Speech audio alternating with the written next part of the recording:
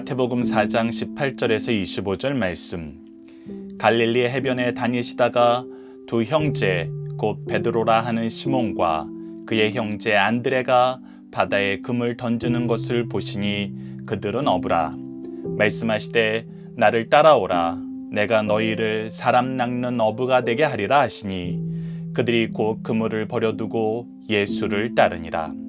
거기서 더 가시다가 다른 두 형제 곧 세베대의 아들 야고보와 그의 형제 요한이 그의 아버지 세베대와 함께 배에서 금을 깁는 것을 보시고 부르시니 그들이 곧 배와 아버지를 버려두고 예수를 따르니라. 예수께서 온 갈릴리에 두루 다니사 그들의 회당에서 가르치시며 천국 복음을 전파하시며 백성 중에 모든 병과 모든 약한 것을 고치시니 그의 소문이 온 수리아에 퍼진지라. 사람들이 모두 앓는 자 곧 각종 병에 걸려서 고통당하는 자, 귀신 들린 자, 간질하는 자, 중풍병자들을 데려오니 그들을 고치시더라. 갈릴리와 데가볼리와 예루살렘과 유대와 요단강 건너편에서 수많은 무리가 따르니라. 아멘.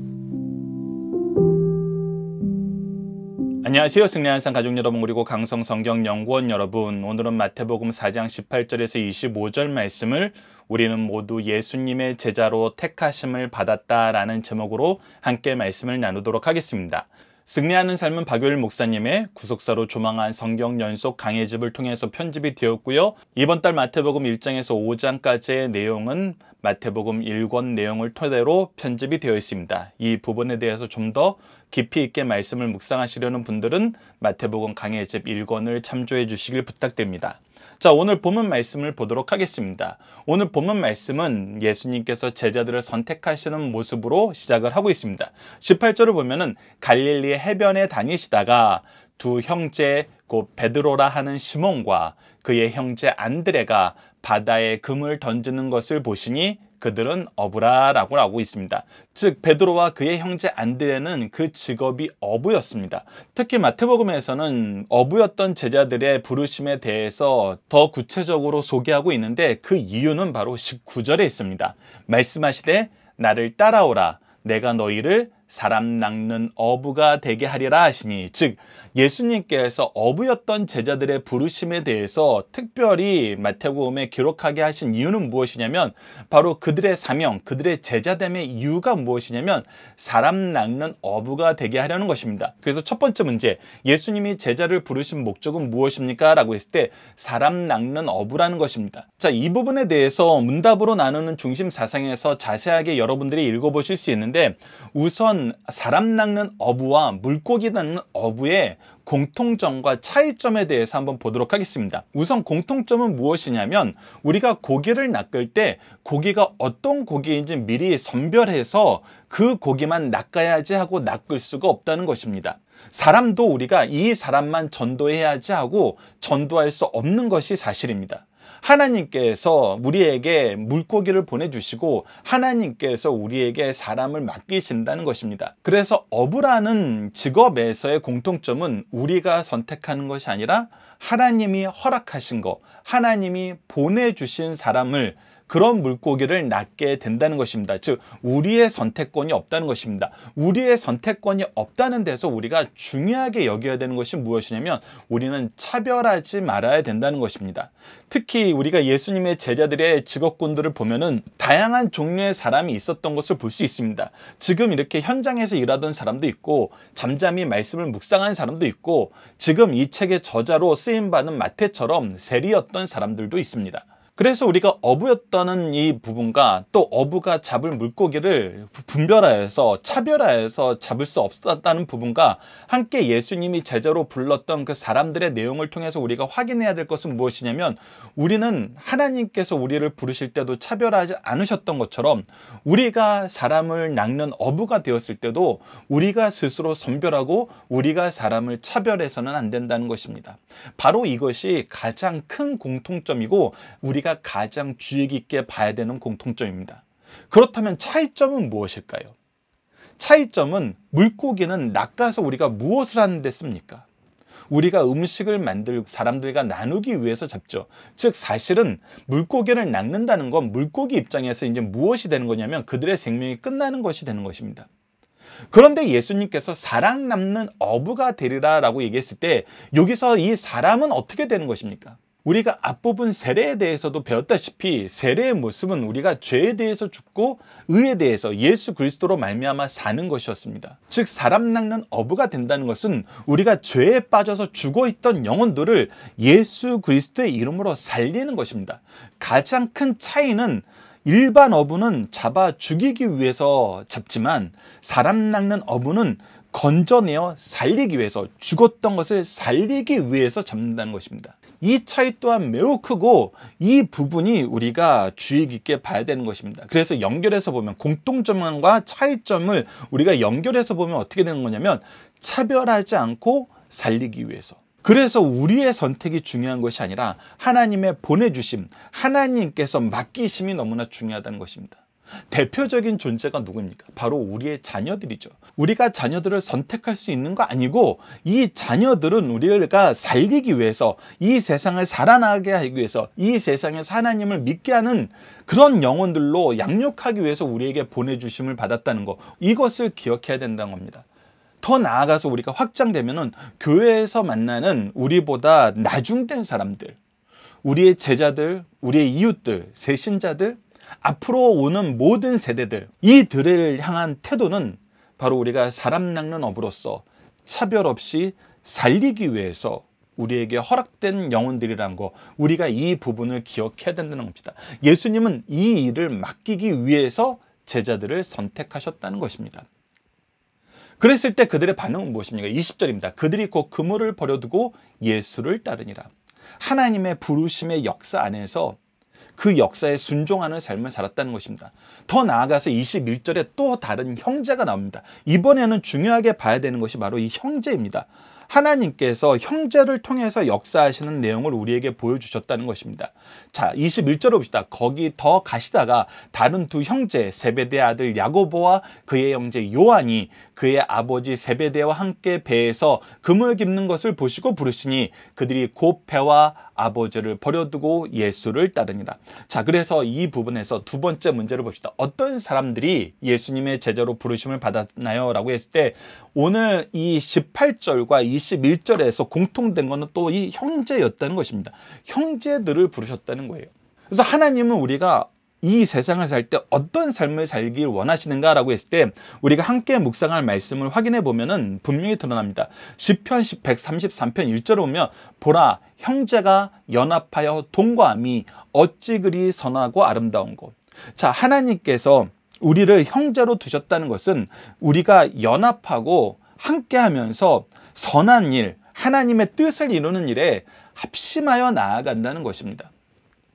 사실 기독교 가문이 구정이나 추석 때 만나면은 항상 이런 보고를 하게 되잖아요. 우리가 지난 한 해 우리 교회에 이런 일이 있었습니다. 우리 가문, 우리 가정에 이런 은혜의 역사가 있었습니다. 하나님께서 우리 아버지를 통해서 보여주셨던 거, 우리 아버지 세대에게 허락하셨던 거, 우리 세대에도 허락하고 있습니다. 그리고 이것이 우리 자녀들에게 계승되길 원하는 우리의 기도의 제목입니다. 그래서 우리가 모여서 함께 예배드리고 그동안 받은 은혜로 축복하고 그 아이들의 미래를 우리가 영적인 시각으로 하나님의 뜻으로 보면서 하나 되는 모습, 이 부분을 우리가 그래도 일주일에 한 번씩 어디서 경험하게 됩니까? 바로 교회에서 경험하게 되죠. 우리가 함께 말씀을 나누고 함께 찬양하고 함께 기도하면서 우리가 하나 되는 예배의 모습. 그래서 우리가 슬플 때 같이 슬퍼할 수 있고 기쁠 때 같이 기뻐할 수 있고 하나님의 일을 하는 일에 함께 협력하면서 하나님 나라를 이루는 일에 쓰임 받는 것. 이것이 형제들의 가장 좋은 모습이고 우리 교회의 가장 좋은 모습이고 우리가 천국에서 더 풍성하게 경험할 모습이라는 것입니다.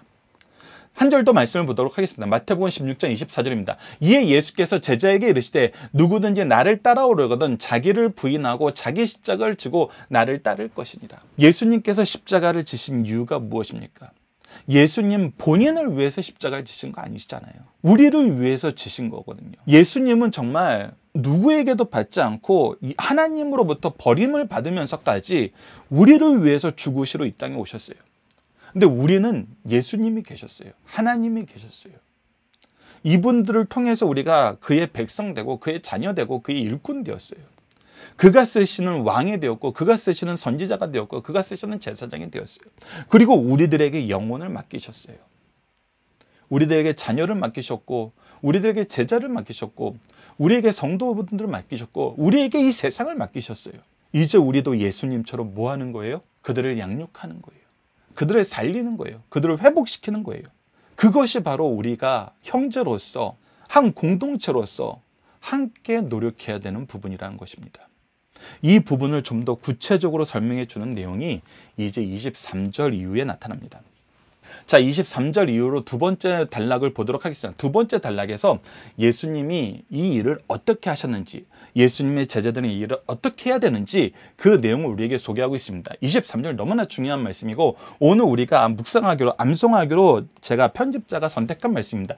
예수께서 온 갈릴리에 두루 다니사 그들의 회당에서 가르치시며 천국 복음을 전파하시며 백성 중에 모든 병과 모든 약한 것을 고치시니라 라고 얘기하면서 예수님의 사역의 내용은 무엇입니까? 라는 세 번째 이 퀴즈에 대한 정답이 무엇이냐면 바로 가르치셨고 천국 복음을 전파하셨고 고치셨다.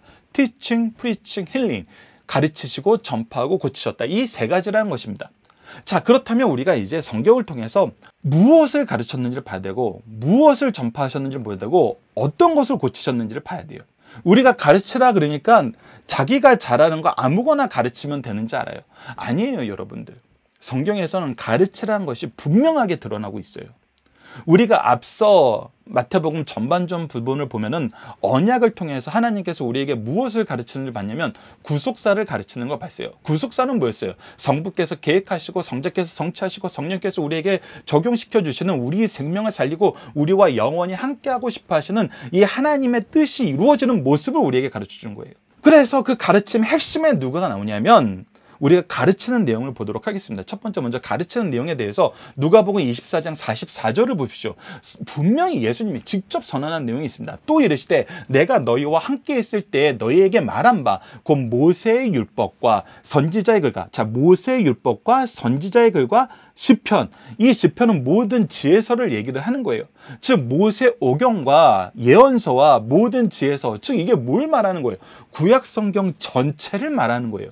즉 하나님께서 우리에게 주신 모든 말씀이 무엇에 대해서 기록되어 있는 거냐면 나를 가리켜 기록된 것이니 즉 예수님을 가르쳐 주기 위해서 예수님을 우리에게 소개하기 위해서 예수님을 믿게 하기 위해서 예수님을 받아들이게 하기 위해서 회개하고 천국 백성이 되게 하기 위해서 기록된 거란 거예요. 그리고 이것이 어떻게 했다?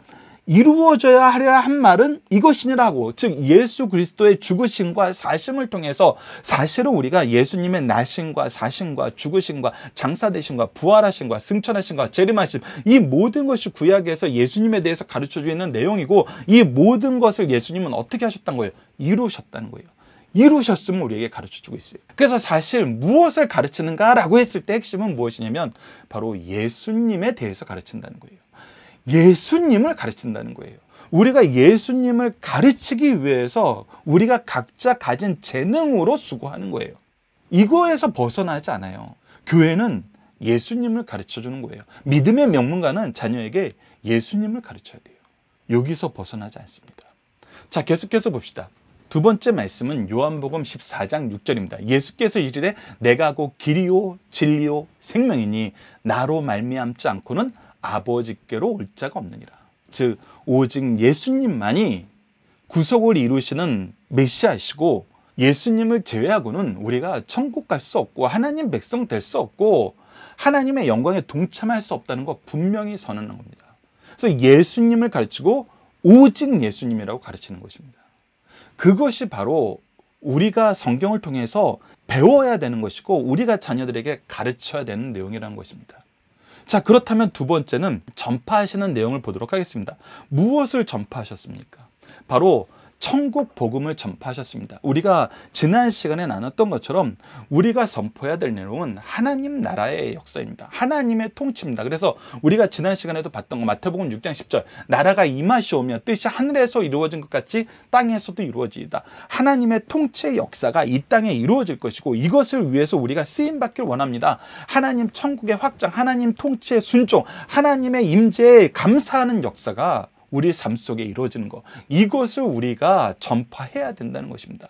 이것을 전파해서 하나님 나라의 통치가 이 세상에서 확장되는데 땅끝까지 이르러 확장시키는데 쓰임을 받는 것, 바로 예수님이 우리에게 이 부분을 가장 구체적으로 보여주셨고 가장 생동감 있게 보여주셨고 확실하게 승리하는 것을 보여주심으로써 우리도 이 길을 가게 하고 이 길을 갈 수 있도록 성령께서 우리와 함께하고 있다는 거, 우리가 성경의 역사를 통해서, 교회사를 통해서, 우리 가문의 역사, 교회의 역사, 우리 개인의 역사를 통해서 확인할 수 있는 것입니다.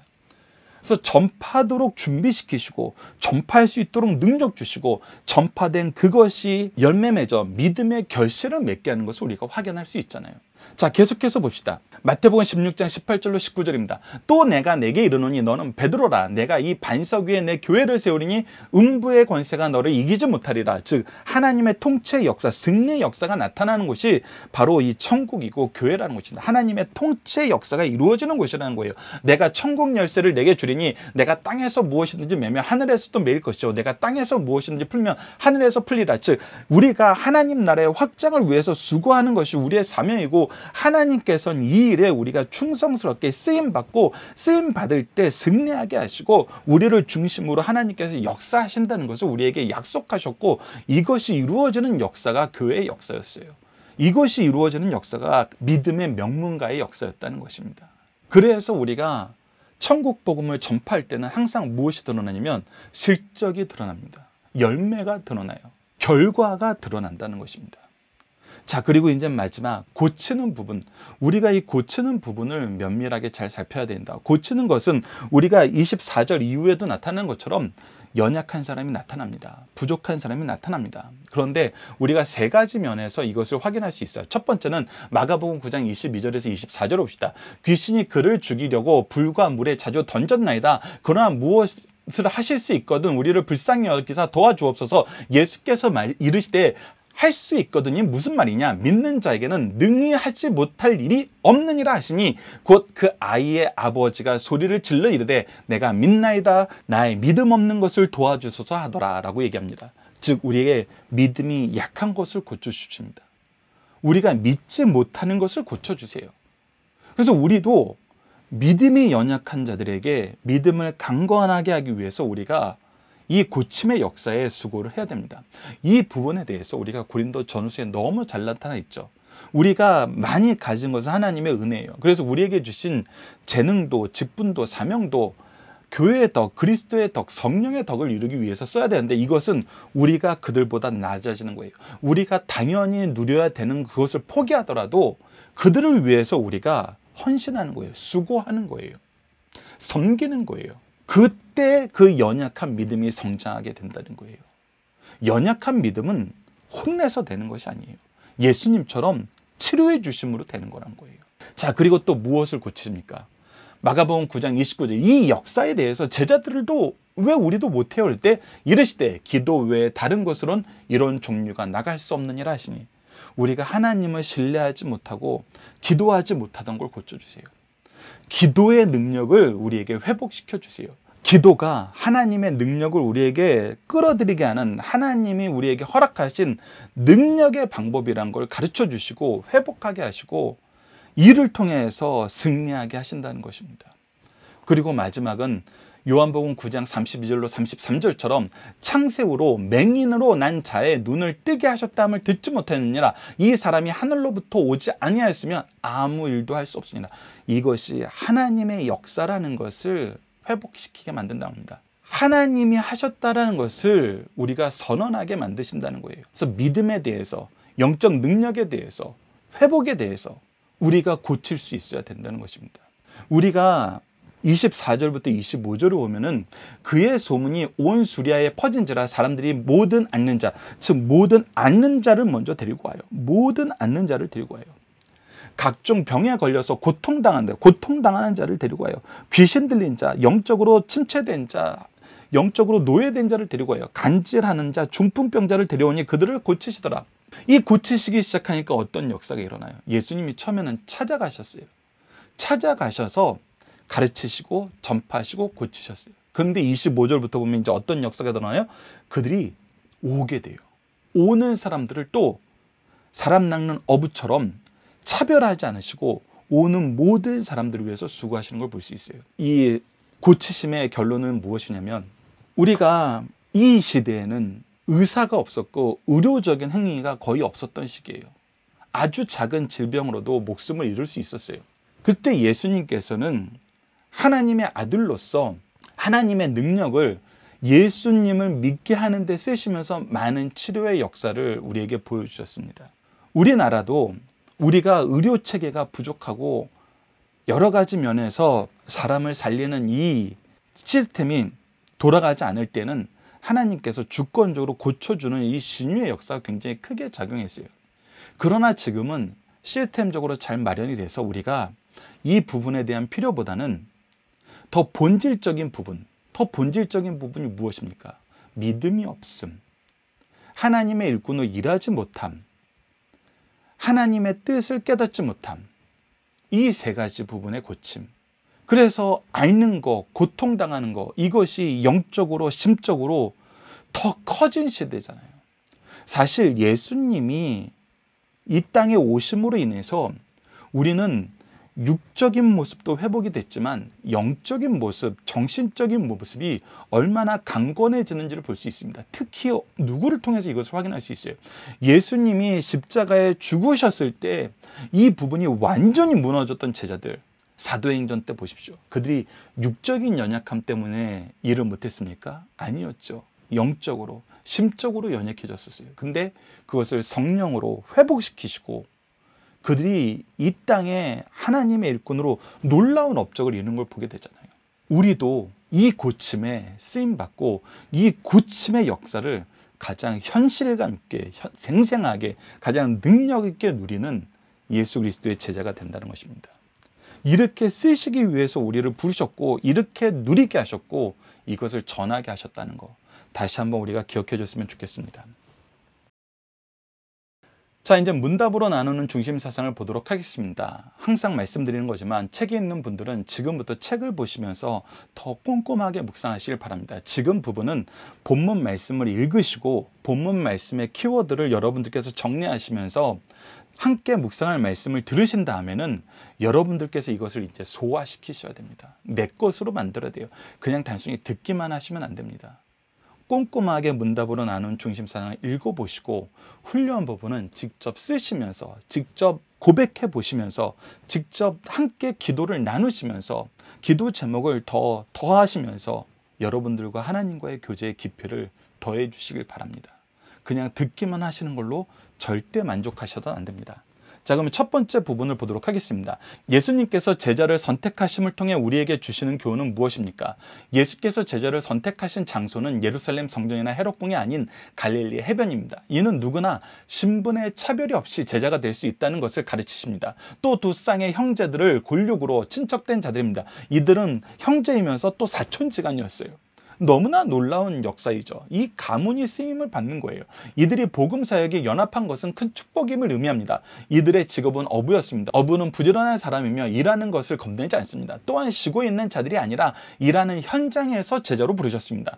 교회 일꾼들은 할 일이 없는 자들로 구성된 것이 아니라 현재 자기 직업에 충성된 자들로 구성되어 있습니다. 오늘날 교회 일꾼들이 누가 되어야 하는지를 분명하게 가르쳐주고 있습니다. 수고하지 않는 자가 하나님의 일꾼이 된 적이 없습니다. 이 부분도 기억해 주시길 부탁드립니다. 두 번째, 예수님은 제자들에게 무엇을 하라고 말씀하십니까? 예수님은 나를 따라오라, 내가 너희를 사람 낚는 어부가 되게 하리라고 말씀하셨습니다. 일반적으로 어부는 상고기를 죽이기 위해 잡지만 신령한 어부는 죄로 죽은 영혼들을 생명으로 인도하기 위해서, 살리기 위해서 잡습니다. 그러므로 잡아먹기 위해서 좋은 것만 잡지만 살리고 키우기 위해서는 좋고 나쁜 것을 가리지 않고 많이 잡아 잘 키우려는 의지가 우리가 있어야 됩니다.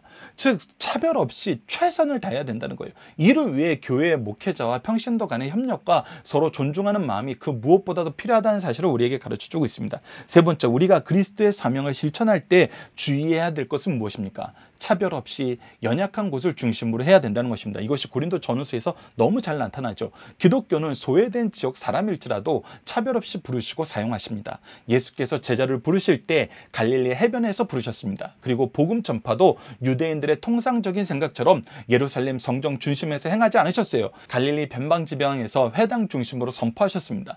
또한 영육 간의 약한 자들을 고치시면서 메시아의 사역을 시작하셨습니다. 그 후 기독교가 들어가는 곳마다 가르치고 복음을 선포하며 병든 자들을 치료해 주었습니다. 이를 위해 학교, 교회, 병원이 세워졌고 한국교회 선교초에도 그렇게 하였습니다. 우리도 선교지에 학교와 교회와 병원을 세우면서 선교할 것을 가르쳐주고 있습니다. 가르치고 고치고 선포하는 이 세 가지 우리가 반드시 기억하고 항상 실천하기 위해서 우리에게 주신 시간과 재능과 물질을 하나님의 뜻 안에서 잘 사용하는 우리 승리하는 삶 가족 여러분들, 강성 성경 연구원 여러분들 되길 기도합니다. 자, 그렇다면 오늘 암송 말씀은 앞서 강조했던 것처럼 마태복음 4장 23절 말씀입니다. 예수께서 온 갈릴리에 두루 다니사 그들의 회당에서 가르치시며 천국 복음을 전파하시며 백성 중에 모든 병과 모든 약한 것을 고치시니 가르치시고 선포하시고 고치시다. Teaching, Preaching, Healing 이 세 가지 꼭 기억하시고 이 길을 가시는 우리 승리하는 삶 가족 여러분들 되었으면 합니다. 자, 오늘 구호입니다. 예수 그리스도를 가르치고 천국을 선포하고 연약한 영혼을 고치는 그리스도의 제자가 되겠습니다. 이 결단이 우리 모두의 결단이 되길 기도합니다. 자, 마지막 자녀, 제자들과 함께하는 기도 훈련입니다. 오늘 본문 말씀을 통해서 볼 수 있는 것은 우리를 부르신 하나님이 계신다는 것입니다. 제자들을 부르신 예수님처럼 하나님께서 우리를 먼저 부르셨습니다. 그리고 이 안에서 우리가 경험하게 되는 것은 우리를 먼저 사랑하시고 먼저 선택하셔서 제자 되게 하십니다. 이것이 우리의 감사의 제목입니다. 그리고 우리가 차별 없이 부르심을 받았는데 우리는 자녀들도 차별합니다. 제자들도 차별합니다. 이웃도 차별합니다. 차별이 너무 일상화되고 차별이 재능처럼 보이는 시대에 살고 있습니다. 이 부분 우리 회개해야 됩니다. 주님의 방법대로 차별 없이 연약한 자들을 중심으로 일하지 못함을 용서하여 주소서. 그리고 우리에게 주신 이 사명 끝까지 할 수 있도록 우리가 기도하고 하나님의 능력을 간구합시다. 기도로 힘을 얻읍시다. 우리도 끝까지 주님을 가르치고 천국을 선포하고 연약한 자를 회복시키는 주님의 사역을 따라갈 수 있도록 도와주소서. 이 일을 예수님이 승리하셨던 것처럼 우리도 승리합니다. 예수님 이름으로 기도드립니다. 아멘. 감사합니다.